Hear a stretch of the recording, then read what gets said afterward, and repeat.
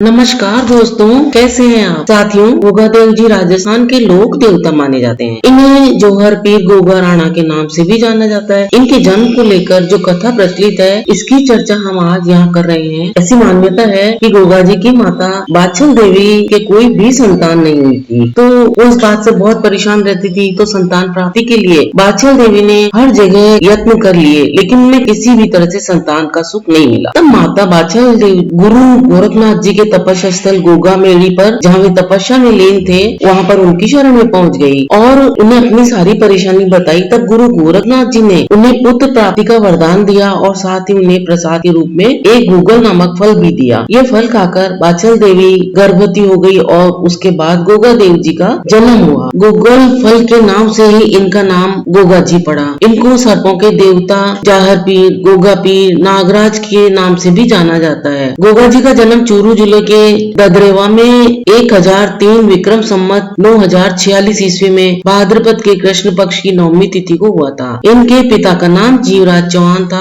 और माता बाछल देवी थी। पत्नी का नाम केलम देवी था। गोगा देव को पांडव कुल के राजा जन्मजेव का अवतार माना जाता है। इस अवतार के विषय में एक कथा है। उस कथा के अनुसार पांडवों में एक पांडव अर्जुन हुए। अर्जुन के पौत्र का नाम परीक्षित था। एक बार राजा परीक्षित के सिर पर कलयुग सवार हो गया था। तब राजा ने आखेट के समय वन में कलयुग के प्रभाव में आकर अपने एक प्रश्न का उत्तर ऋषि शमी के द्वारा परिस्थिति न दे पाने के फलस्वरूप ऋषि के गले में मृत सर्प उछाल कर डाल दिया था। परीक्षित के इस कृत्य से अनभिज्ञ जब ऋषि पुत्र श्रृंगी को यह ज्ञात हुआ तो उसने श्राप दे दिया कि जिस किसी ने भी मेरे पिता के गले में जो मृत सर्प डाला है, उसे आज से 7वें दिवस तक तक्षक नाग डसकर मृत्युलोक पहुंचा देगा। राजा को जब यह ज्ञात हुआ तब उसने अपने एक सप्ततल महल का निर्माण करवाया, परंतु कड़ी सुरक्षा रखने के पश्चात भी तक्षक नाग प्रसाद महल में प्रवेश कर गया और राजा को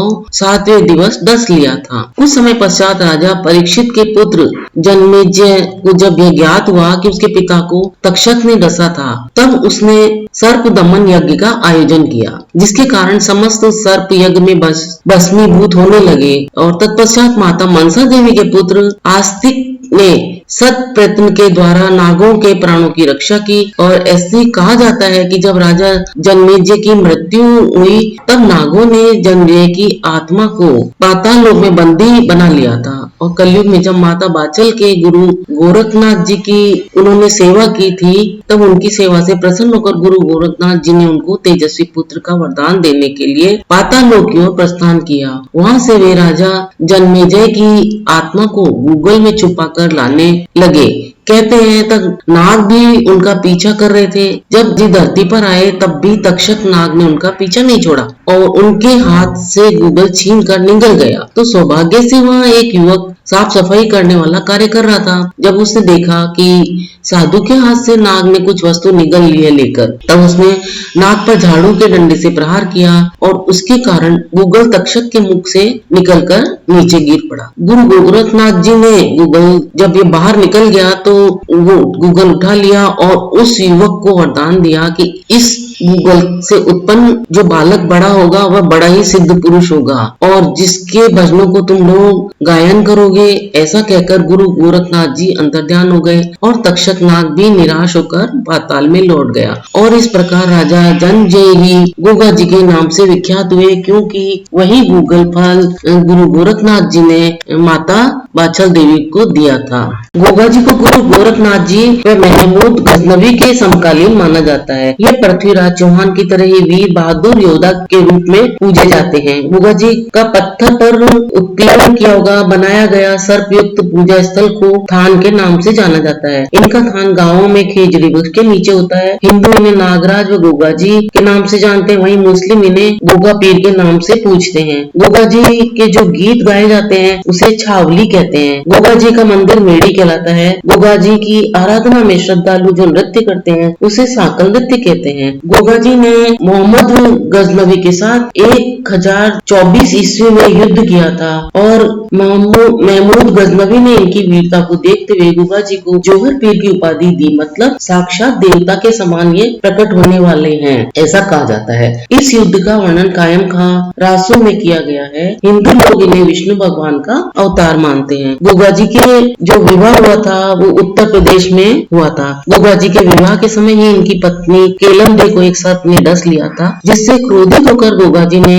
आग पर कढ़ाई रख दी और उसमें तेल डालकर अपनी सिद्धि का प्रयोग करते हुए मंत्रों का उच्चारण करना शुरू कर दिया, जिससे संसार के सभी सांप गर्म तेल की कढ़ाई में आकर गिरने लगे। तब सांपों के रक्षक राजा तक्षक नाग ने गोगा जी से माफी मांगी और केलम देव को जहर चूसकर उसे पुनः जीवित किया और सांपों के देवता के रूप में पूजे जाने का इनको आशीर्वाद दे दिया। और इसके बाद ही जो कोई भी सांप के काटने से जो परेशानी होती है वो अगर इनकी बेड़ी पर आकर आराधना करता है गोगा जी की, तो वह सर्प विष से मुक्त हो जाता है। यह सिद्धि इनके गुरु गोरखनाथ जी ने प्रदान की थी। गोगा देव जी की शादी उत्तर प्रदेश में हुई थी। इनके मेले में राजस्थान के बाद सबसे अधिक श्रद्धालु उत्तर प्रदेश से ही आते हैं, जो पीले वस्त्र पहनकर आते हैं, जिन्हें पूर्णिया कहते हैं। हल जोतने से पहले आज भी गोगा राखड़ी बांधी जाती है, जो 9 गांठों से बनी होती है। यह रक्षाबंधन के दिन बांधी जाती है और ये राखियां गोगा नवमी के दिन ही खोले जाने की प्रथा है। गोगा